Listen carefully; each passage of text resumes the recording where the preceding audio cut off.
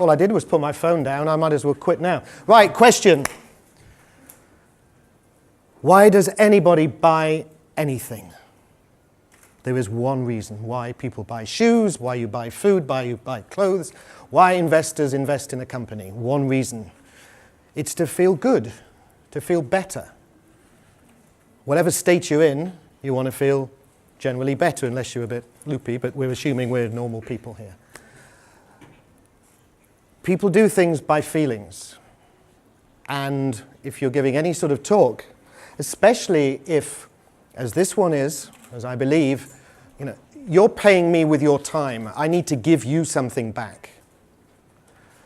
So if you're talking about, and in this case we're talking specifically about startup businesses, and let's assume for the sake of this session, and I'll try and be brief on this, we're talking about pitching your business for investors.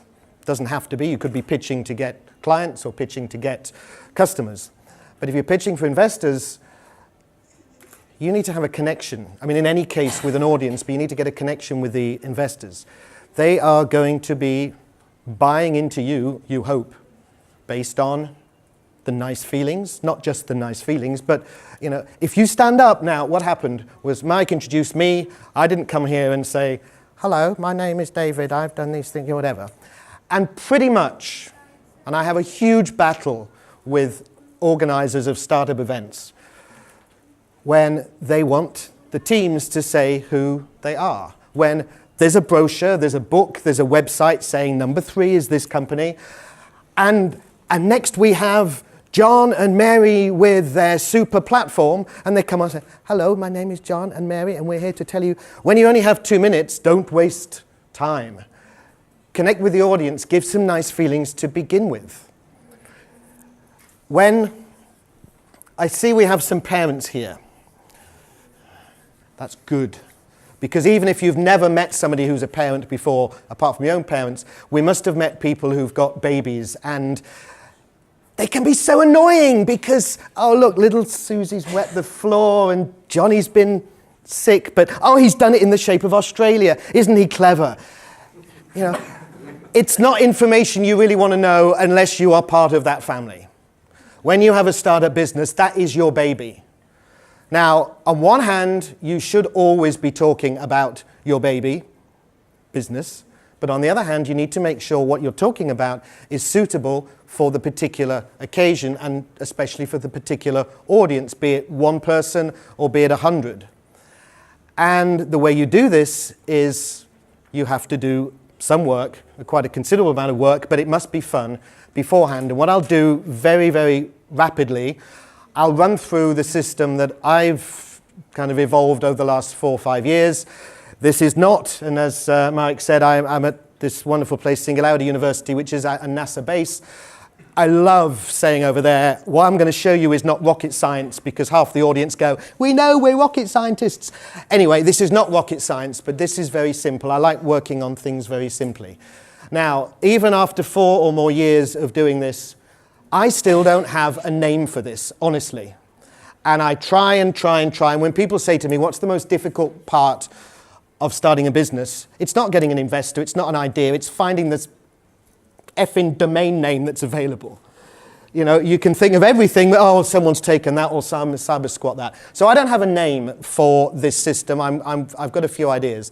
But what I do have is a tagline. Who knows, what a tagline is? It's Nike's, I'm loving it. No, Nike's just do it. McDonald's, I'm loving it. Now, hopefully, maybe you will be the first one, but nobody, I don't think in this room is big enough to have a tagline that doesn't kind of indicate something about their business. I mean, I'm loving it with McDonald's. That's debatable anyway, but I have a tagline, but I don't have a name for the system. And the tagline is focus and flexibility.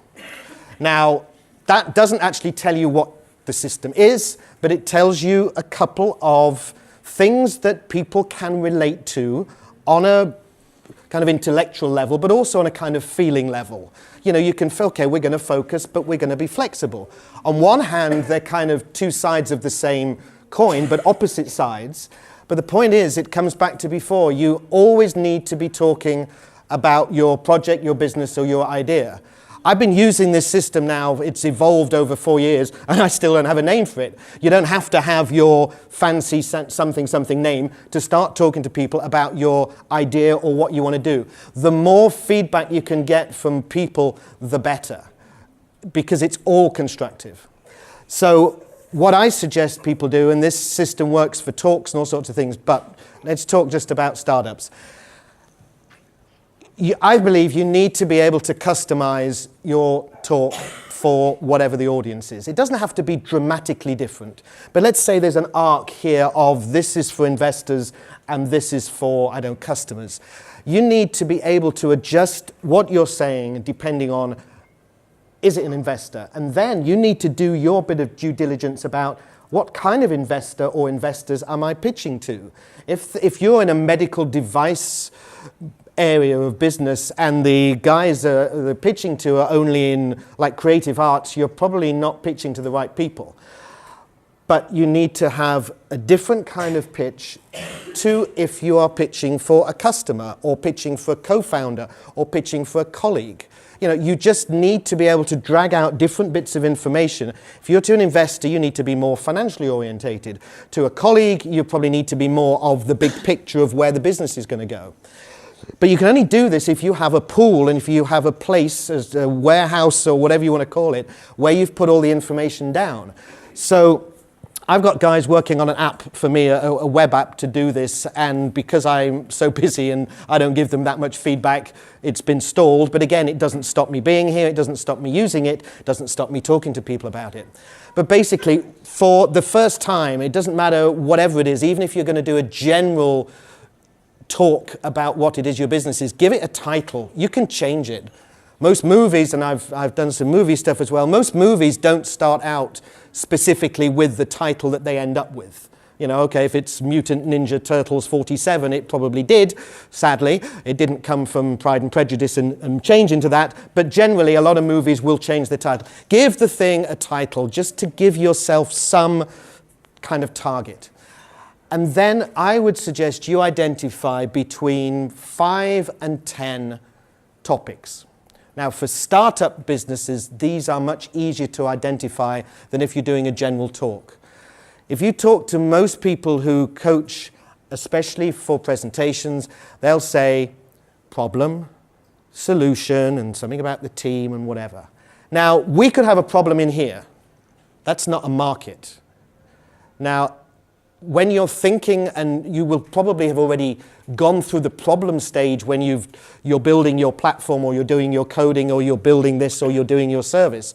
But for presentation purposes, I don't think you should talk about problem. Talk about market, because that's what investors understand. You know, if you talk about the market and you talk about your product, you're automatically kind of dealing with like problem and solution. But if you can come up, and there are always, I promise you, we were just saying earlier, it's incredible how you can listen to some pitches of some great ideas, but you usually only hear the idea and understand it in the bar afterwards when everyone is kind of relaxed. This is why this is a process that should take place, still talk about everything at every moment, but over a period of time, just brainstorm with your colleagues, with your granny, with your mum, with people on the bus. Just, what do you think about this? What do you think about that? Whatever. And throw some ideas out.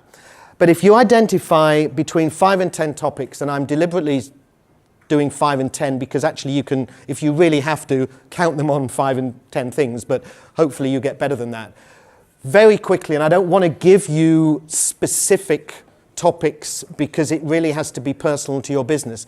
There needs to be something about the market, clearly. There needs to be something about what the hell it is. I once sat with a company in Budapest where I'm based for 55 minutes. They have now got investment. They've been incubated at Google Campus, blah, blah, blah.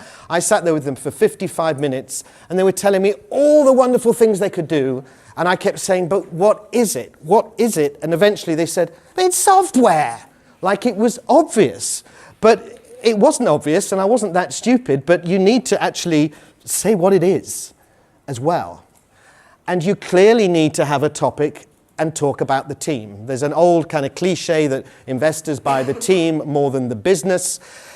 Yes and no, but they know that no matter where and how fixed your goal is, life gets in the way, and if you are successful, you probably won't get that goal, you'll get a better one. But you need to be able to have a goal and begin the process of working towards that goal and deal with all the stuff that life throws at you. And that's why team is very important to investors. Not a whole biography in 2 minutes, but you need to be able to, in a very simplistic way, there's the market, that's our product, and this product is brought to you by this team because we can. And I might do this in 5 topics. If not, I'm not too bothered about it. But you also need to say, where are you now? Is this just an idea? Do you have 10,000 customers? Is it a prototype? Just where are you now? And what do you want? Do the ask. You won't get if you don't ask.